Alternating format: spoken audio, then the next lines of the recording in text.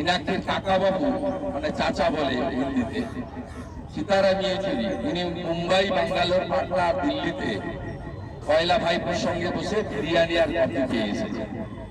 তাই মানুষ ওটা দেখছে, মানুষ বুঝে গেছে ওটা সন্দেশখালীর নামটা, তার অত্যাচারটা, তার বিভীষিকাময় ইতিহাস 1 দশকের বেশি সময়, মা বোনেদের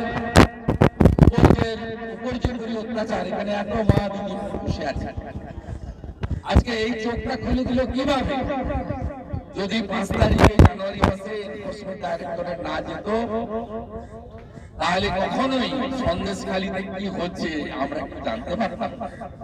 আর এটা সম্ভব হয়েছে ভারতবর্ষের প্রধানমন্ত্রী নরেন্দ্র মোদীজির জন্য, যিনি সমস্ত জাতীয় ইনভেস্টিগেটিং এজেন্সির যখন সেমিনার হয়, সিবিআই বলুন, এনআইএ বলুন, ইনকাম ট্যাক্স বলুন, আমাদের এনফোর্সমেন্ট ডাইরেক্টরেট বলুন, সেবি বলুন, সবার কাছে তিনি বলেন যে কোনো পলিটিক্যাল ইন্টারফারেন্স হবে না,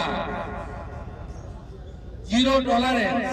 তিনি সিবিআই সেমিনারে গিয়ে বলেন প্রয়োজন হলে 1 লক্ষ যুবক যুবতীকে আমি রিক্রুট করবো সিবিআই লোক কম থাকে, কিন্তু আমি স্বাধীনতার 75 বছর ধরে যারা লুটেছে, আমি লুটের মাল উদ্ধার করবো আর লুটেরাদের জেলে পাঠাবো।